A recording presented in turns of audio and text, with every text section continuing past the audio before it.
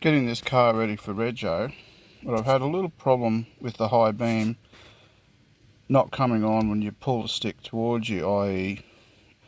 flash your high beam.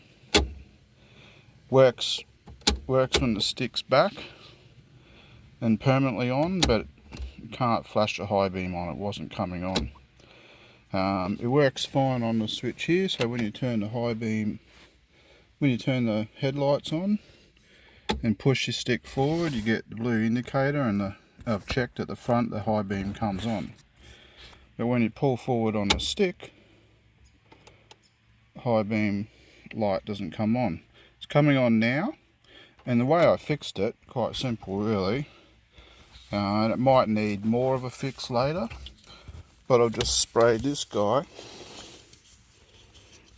Everyone knows this guy. In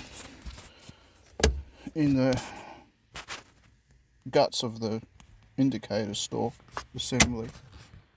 Just sprayed it all in there. As much as, not as much as I could, but a good dose in the side, the guts of it. And at first it didn't seem to make any difference.